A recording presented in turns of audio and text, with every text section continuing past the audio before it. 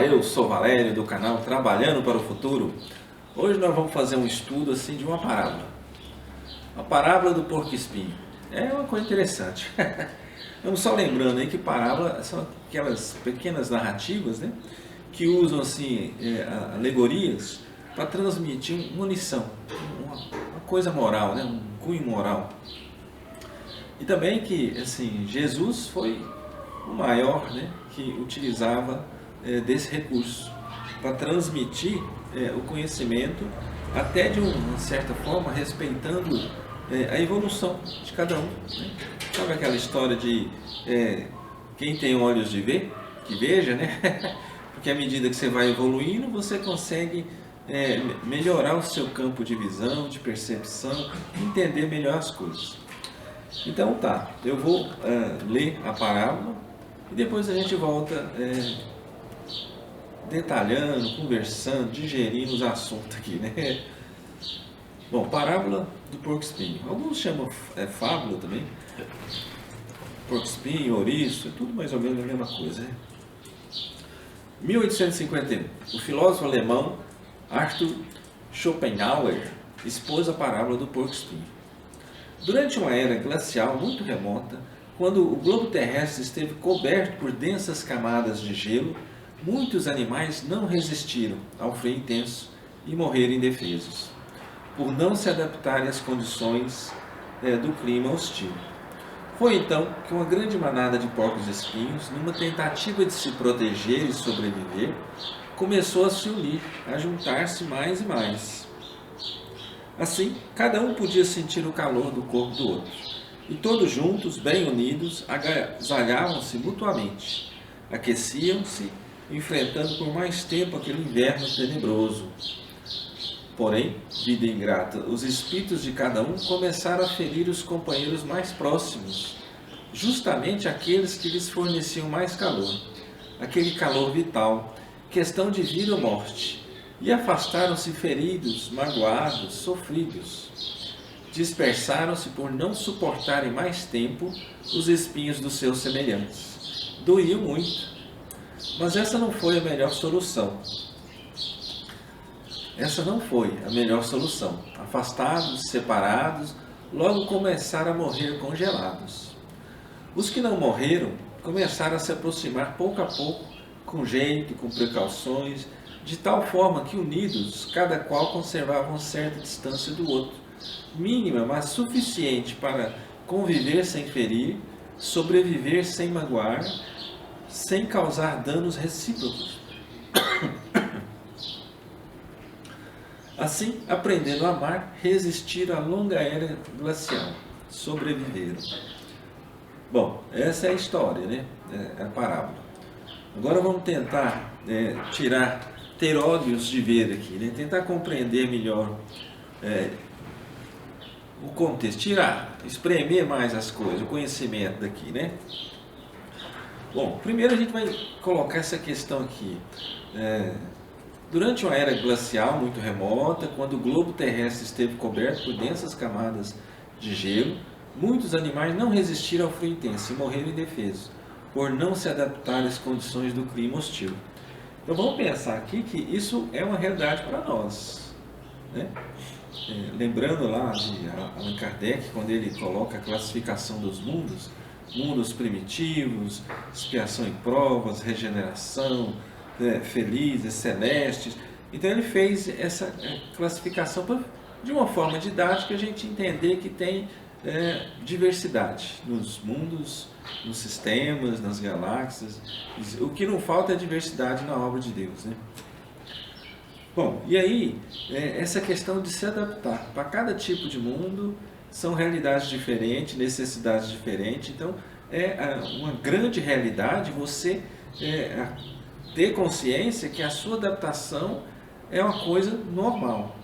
Tudo muda, tudo se transforma, né? E a gente tem que ter isso em mente, porque à medida que vai acontecendo as coisas, você vai se preparando, vai modificando, mudando a atitude, buscando a melhor solução, usando todos os seus talentos para encontrar a melhor situação para você, né?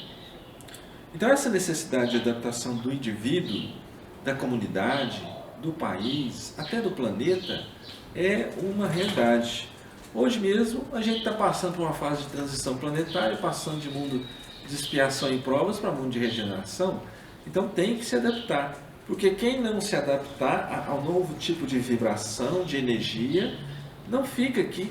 É mais ou menos assim, se você não der conta de atravessar a rua, seu caminho não vai ser mais no planeta Terra, vai ser em outro lugar, né? Claro que atravessar a rua, figurado, deu para entender, né? Bom, se a gente for lembrar também, existe a lei da evolução, tudo evolui, até o planeta evolui, que ele está passando por esse processo, nós evoluímos. Deus criou lá o fluido cósmico universal e o princípio inteligente. Esse fluido cósmico universal vai se transformando, muitas vezes, milhões de vezes, até chegar no que a gente conhece de matéria. Mesma coisa acontece com o princípio inteligente. Vai se transformando, passa por todos os reinos, mineral, vegetal, animal, hominal, e sabe-se lá por mais quais reinos ele vai passar, né? Então, até chegar no ponto de hoje, que nós nos encontramos, a gente já passou por todos esses reinos, se transformando, adaptando. Então, é uma coisa assim que a gente já faz isso há milhões de anos, essa questão de adaptação. Mas é interessante a gente perceber isso. Se a gente for lembrar também do Evangelho segundo o Espiritismo, os capítulos iniciais, onde fala das 3 revelações, Moisés, Jesus, segunda revelação, doutrina espírita, terceira revelação. Se a gente for dar uma analisada, com Moisés, para seguir Moisés, o pessoal teve que se adaptar, modificar seus pensamentos, suas atitudes, até suas crenças, com relação ao que ele vivia, ao que eles viviam na época, o povo vivia na época. Então Moisés chegou falando coisas novas, diferentes, e para quem quis seguir as ideias de Moisés, praticamente teve que deixar meio de lado ou adaptar as suas crenças à nova realidade. Aí quando veio Jesus, novamente outra grande necessidade de adaptação. Muitos seguiam Moisés na lei, mas com o conhecimento, as informações que Jesus ia passando, para você seguir Jesus, você tinha que se adaptar e deixar de lado o conhecimento adquirido ali com relação às leis de Moisés. Moisés deixou para a gente, só lembrando, destacando aí, a questão dos 10 mandamentos, a questão do Deus único. Aí com Jesus ele já vem, mas para Moisés era o Senhor da guerra, Deus da guerra. Mas com Jesus ele já traz um conceito diferente: amar a Deus, amar ao próximo, amar como Ele nos amou, Deus Pai, perdoar 70 vezes 7 vezes. Então, para passar a seguir Jesus, teve que haver uma adaptação também de ideias, de princípios, de crenças. E novamente aqui, quando aparece a terceira revelação, que é a doutrina espírita, novamente precisou uma certa adaptação para entender a questão da imortalidade, da reencarnação, da mediunidade, as leis de causa e efeito, lei de evolução e por aí afora. Então essa necessidade de evolução é uma coisa constante que a gente passa sempre. Passamos já e vamos continuar passando, porque faz parte do processo criado por Deus para garantir, de certa forma, a nossa evolução. Ele nos dá os talentos necessários para que a gente vá se adaptando, reconstruindo a cada dia ali, cada necessidade, coloca até as necessidades, os problemas, até a dor como recursos pedagógicos ali, para nos incentivar a mudança, a transformação, a melhoria. Pensa bem um negócio desse. Aí, vamos lembrar mais um pedacinho aqui, Foi então que uma grande manada de porcos espinhos, numa tentativa de se proteger e sobreviver, começaram a se unir, a juntar-se mais e mais. Então vamos pensar, o ser humano ele é um ser assim que vive em sociedade, e isso até ajuda a nossa evolução.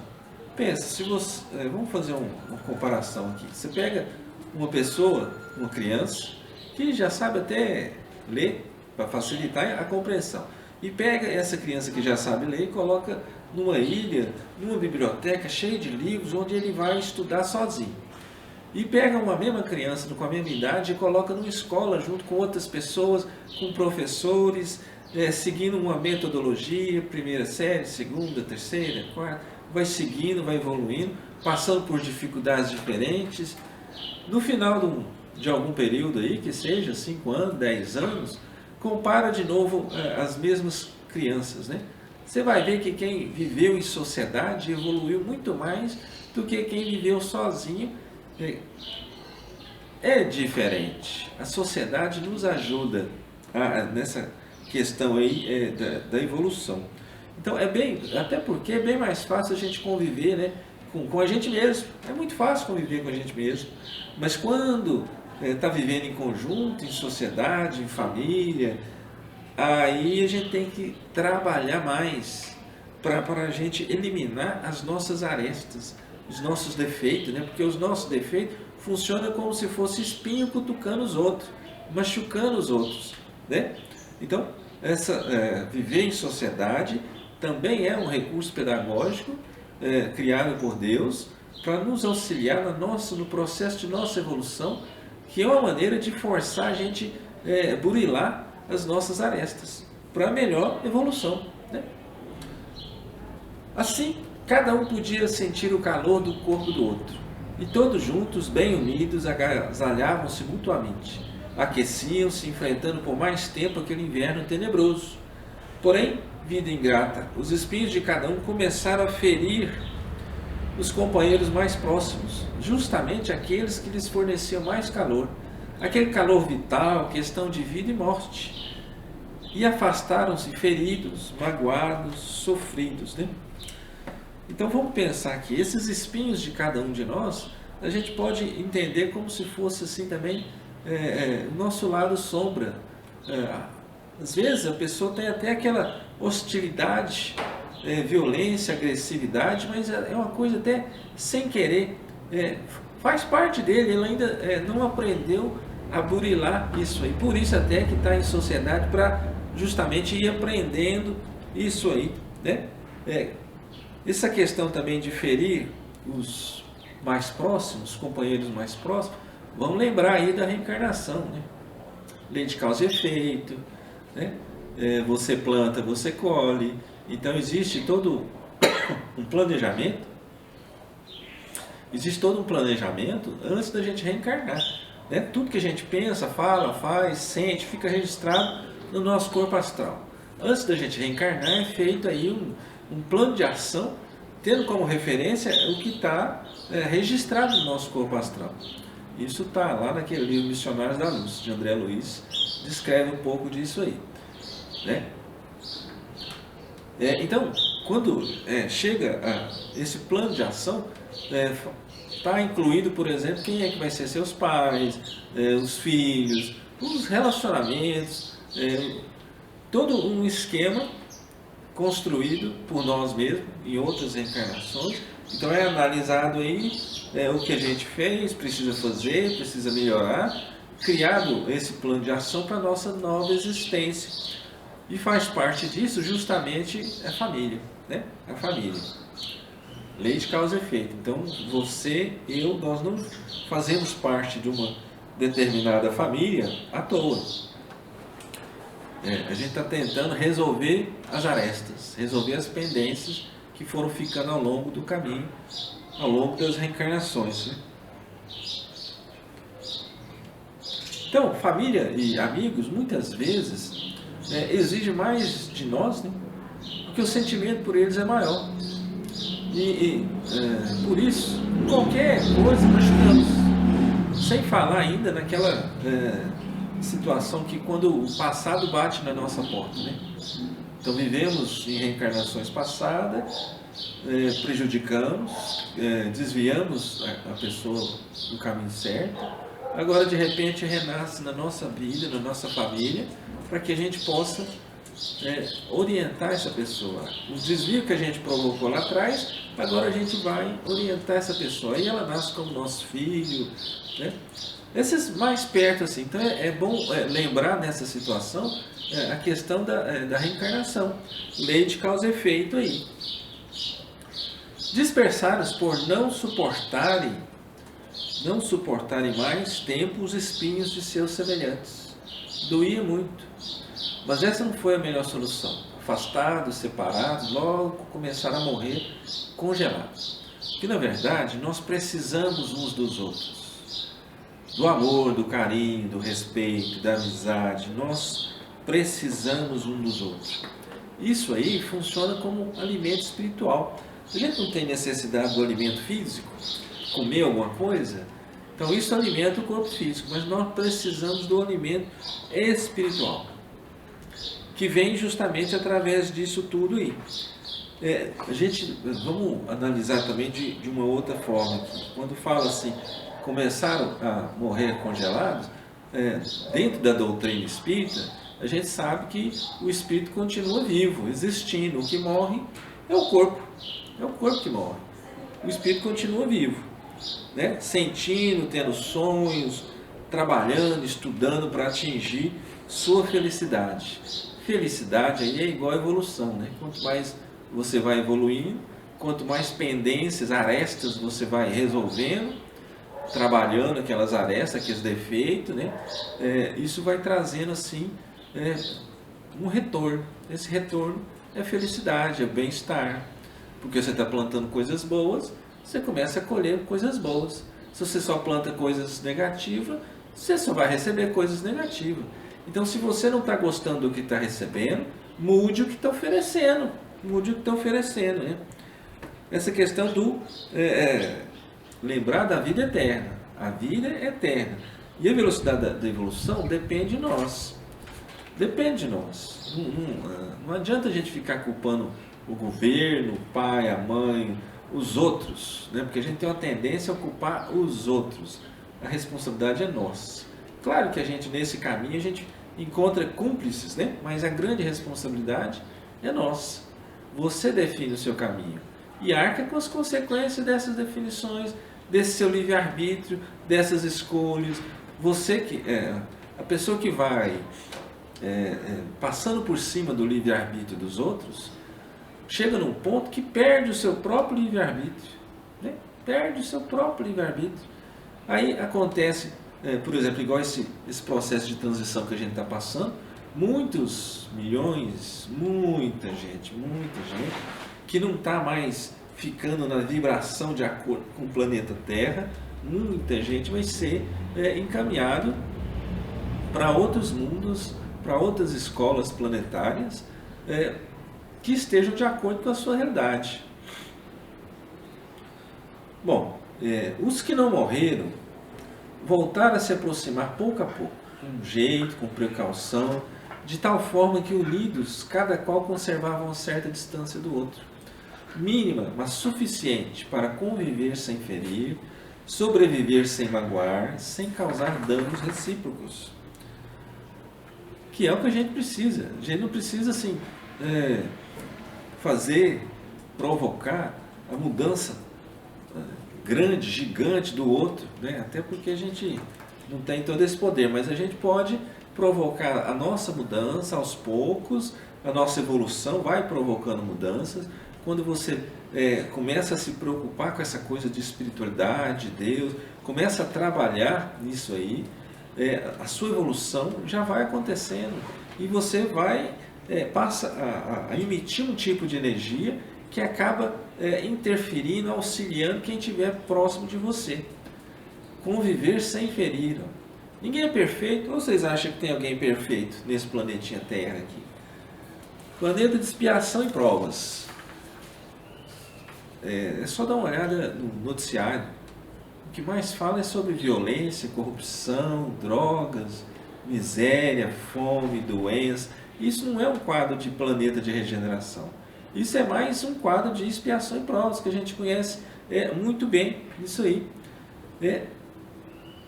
Assim, aprendendo a amar, resistiram à longa era glacial, sobreviveram. Então, e aí termina a historinha, né? Se a gente for analisar nessa situação aí, até pensando aqui com os botões, tirando, né, espremendo aí um pouco dessa moral da história aí, né? O melhor relacionamento não é aquele assim que une pessoas perfeitas. Existe pessoas perfeitas no nosso planeta de expiação e provas? Será que o indivíduo fica assim 100%, né? Sobe e fica 100% na felicidade o tempo inteiro no nosso planeta? O nosso planeta é um sobe e desce, né? É um sobe e desce. E olhe lá, tem gente que fica só no baixo aqui. Mas lembrando que é uma consequência da lei de ação e reação, né? Se a gente sofre constantemente aqui, é porque a gente fez outros sofrerem constantemente. Então agora a gente está colhendo os frutos daquilo que a gente plantou, né? Aquele onde cada um aprende a conviver com os defeitos do outro e consegue admirar suas qualidades. Porque todo mundo tem o seu lado sombra, mas tem o seu lado luz também. É como se a gente tivesse dentro da gente um lobo mau e um lobo bonzinho. Qual que vai sobreviver, né? Vai sobreviver aquele que a gente alimentar mais. Então, se você alimentar mais o seu lado negro, sombra, é esse que vai ganhar, é esse que vai se sobressair sobre o outro. Mas se você alimentar mais o seu lado positivo, é esse também que vai sobressair. Então, a responsabilidade de quem vai dominar o nosso ser, se é as forças positivas da luz ou as forças da oposição, né, contra a política do Cordeiro, quem é que vai ganhar? Vai depender do que a gente está fazendo, qual que a gente está alimentando, as tendências de quem aí. A gente é que cria o alimento para uma força da sombra ou para a força da luz, através também do trabalho. Vamos lembrar sempre daquele amai-vos e instruí-vos. Isso é uma diretriz, né? Amai-vos, desenvolva as suas virtudes, trabalhe no bem. Amai-vos é trabalhar no bem. E tem a questão do instruí-vos. Desenvolva, estude, aprenda, escuta palestra, se esforce, faça por merecer, corra atrás desse prejuízo aí. Então, quando fala também que cada um aprende a conviver, cada um é um esforço individual. Cada um de nós vai passar, se já não passou, pela nossa famosa estrada de Damasco, né?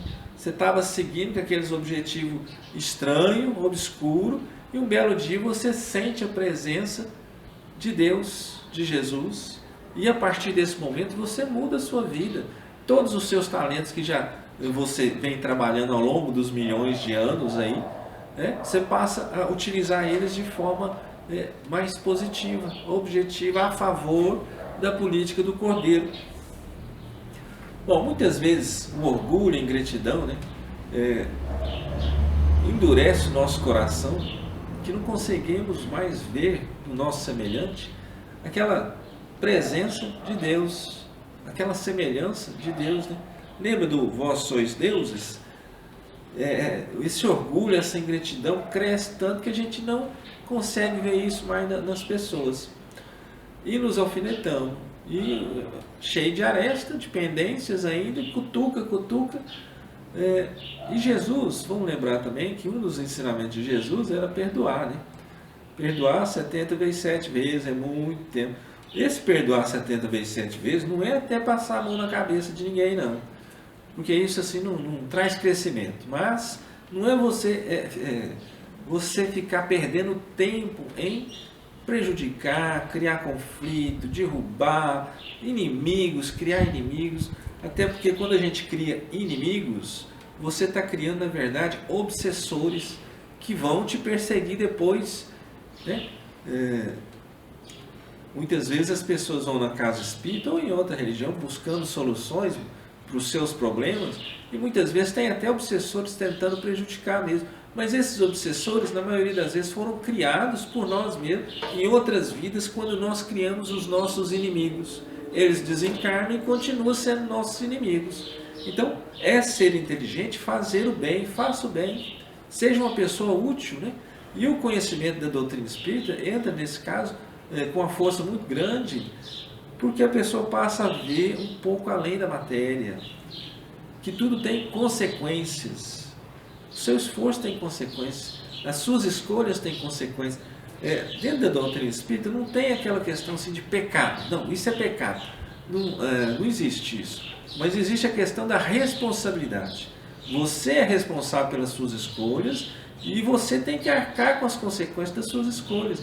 E não é só falar assim, está perdoado. Ué, está perdoado, mas e aí? Você tem que reconstruir, auxiliar aqueles que você prejudicou, né? Já é um passo, um grande passo, essa questão do perdão.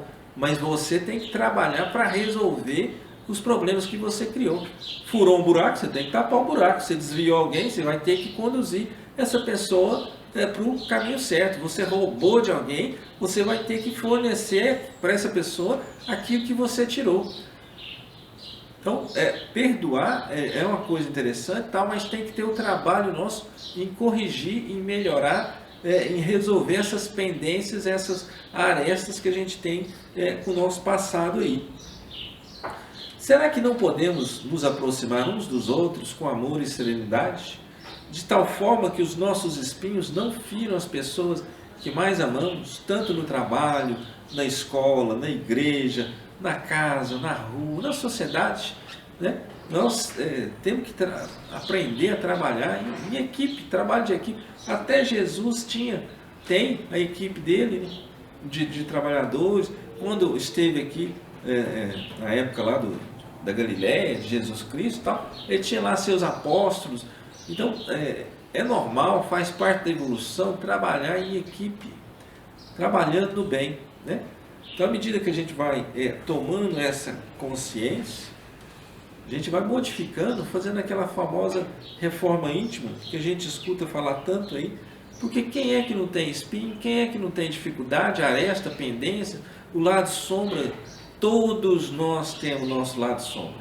A gente tem que aprender a conviver com isso e alimentar de tal forma o nosso lado luz, nosso lado de filho de Deus, para poder ser útil, ajudar, fazer parte desse momento de transformação planetária. Porque a espiritualidade está precisando de trabalhadores qualificados, né? Muito trabalho. Pensa na logística da situação de transferir espírito, preparar eles do lado de cá, explicando, orientando como é que vai ser do lado de lá, e pega esses irmãos e transfere tudo de planeta. Então a logística aí é grande, o trabalho é gigantesco e precisa de gente qualificada que estude, tente ficar pelo menos em cima do amar e dos instruí-vos, né, para poder facilitar um pouco esse processo de transformação planetária. Então, ajude a divulgar a mensagem no canal, compartilhe com os seus amigos e com quem gosta desse tipo de assunto. Se inscreva no canal, clique no sininho para receber as notificações. Toda semana será publicado um novo vídeo. Se una a nós, né, e vamos juntos, trabalhando para o futuro. Auxilie na divulgação, nas suas redes sociais. Auxilie a transformação do planeta. Faça a sua parte, né? Dê o seu like. Assista os novos vídeos do nosso canal.